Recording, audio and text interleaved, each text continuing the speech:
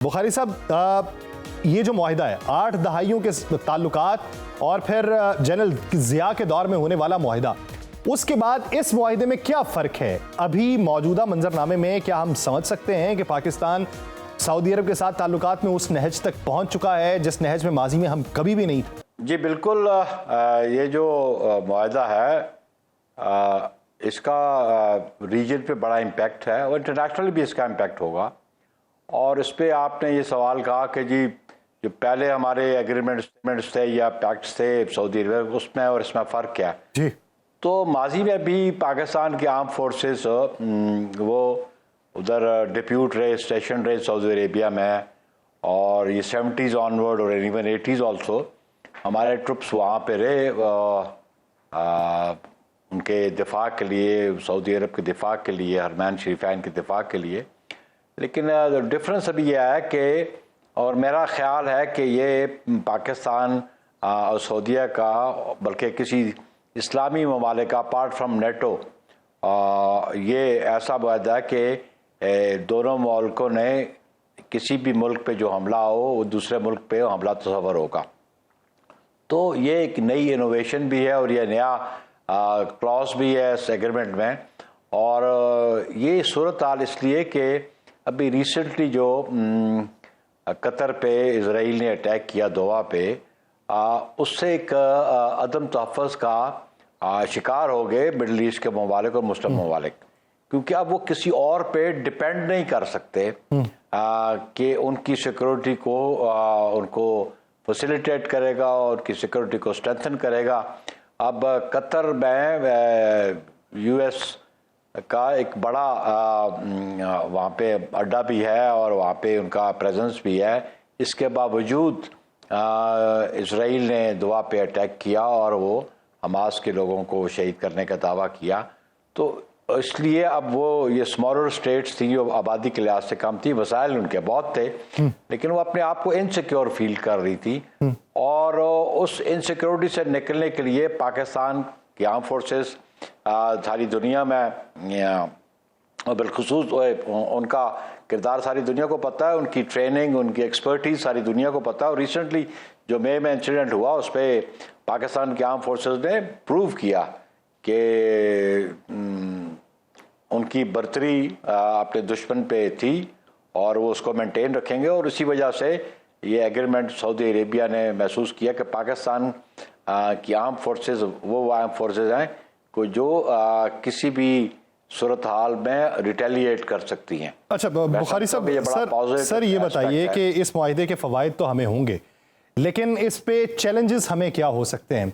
आप ये देखिए कि सऊदी अरब जो है वो अमेरिका का एक बेहतरीन एलाय भी है, हमारे भी अमेरिका के साथ ताल्लुकात बेहतर हैं, लेकिन अमेरिका को जब सिक्योरिटी एश्योरेंस सऊदी अरब को देना हो तो वो हर मौके पे देता है।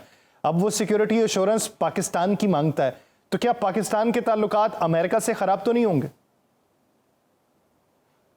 मेरा नहीं ख्याल कि जो अक़वाम आलम में रिलेशंस होते हैं वो ऑब्वियसली उस पर हर मुल्क अपना इंटरेस्ट देखता है।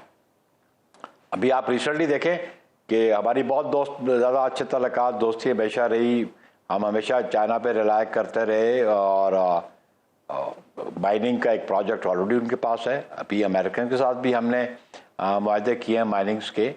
तो ये हर मुल्क के अपने मफादात की बात होती है और ऑब्वियसली अमेरिका भी अपना रिलेशंस कायम रखेगा मिडल ईस्ट में भी, और सऊदीज़ के साथ भी उनके बड़े पुराने रिलेशंस हैं।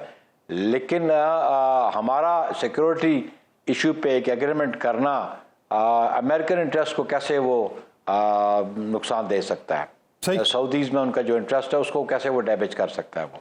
ठीक, तो सर फिर ईरान सऊदी अरब ताल्लुकात में मज़ीद बेहतरी लाने के लिए आप देख रहे हैं कि मुस्तकबिल करीब में भी पाकिस्तान कोई किरदार अदा करे? देखिए माजी में तो किया किरदार, और इवन अमेरिका और ईरान के तल्लुकात में कोई रिलेशन जो डिप्लोमेटिक रिलेशंस डेवलप किए उसमें भी सऊदी अरेबिया का किरदार था। तो ये कम्युनिटी ऑफ नेशंस पे ऑब्वियसली हर कौम और हर मुल्क अपना किरदार अदा करता है।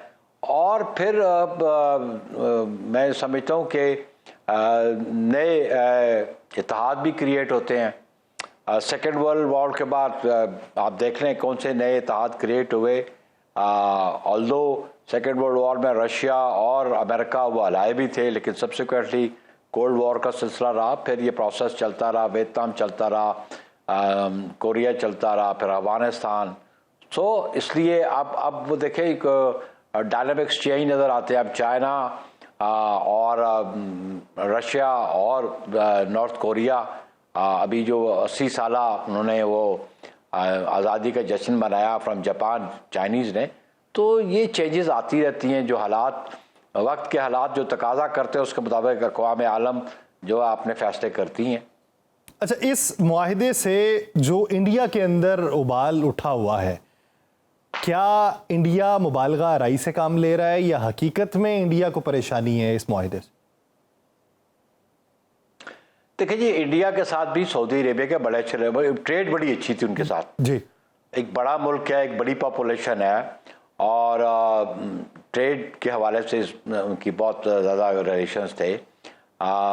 लेकिन कोई मुल्क किसी पे टोटली डिपेंडेंट नहीं होता।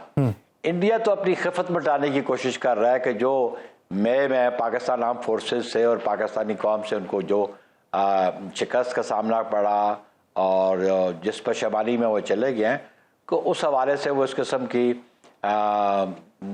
मौक़िफ़ इख्तियार कर रहे हैं, बल्कि मैं कहूँगा एक प्रोपेगेंडा कर रहे हैं।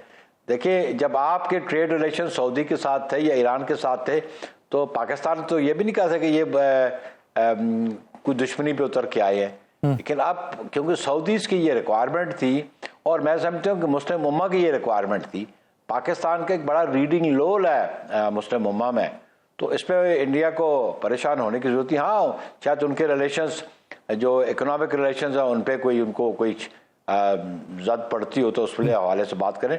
डिफेंस के हवाले से तो Pakistan absolutely no compromise on defence, Pakistan के डिफेंस पे हम कोई कंप्रोमाइज़ करने को तैयार नहीं है। और ये एक बड़ा अच्छा एस्पेक्ट आ गया कि सऊदी अरेबिया जैसा मुल्क जो बड़ा एक लीडिंग कंट्री है मिडल ईस्ट का और जिसके पास बहुत रिसोर्सेज है, वो रिसोर्सफुल कंट्री है, अगर वो और पाकिस्तान एक पैक्ट करते हैं कि किसी मुल्क पे भी आपस में जो किसी भी को हमलावर करेगा तो उसके दूसरा मुल्क अपने पे हमला तस्वर करेगा, तो मैं समझता हूँ बड़ी स्ट्रॉन्ग पैक्ट जो है ये एक बड़ा मजबूत मुआहिदा है। और भारत अगर किसी परेशानी का इजहार कर रहा है तो बज़ाहिर वो अपनी खिफ़त मिटाने के लिए कर रहा है। सैयद नैयर हसन बुखारी साहब इस हवाले से अपना वक्त देने के लिए। नाज़रीन, इसी मुआहिदे के ऊपर मज़ीद बात करेंगे। पाकिस्तान जमीयत उलमा इस्लाम फ़े के रहनुमा कामरान मुर्तज़ा साहब हमें ज्वाइन करेंगे एक ब्रेक के बाद। कहीं नहीं जाएगा, स्टे विद अस।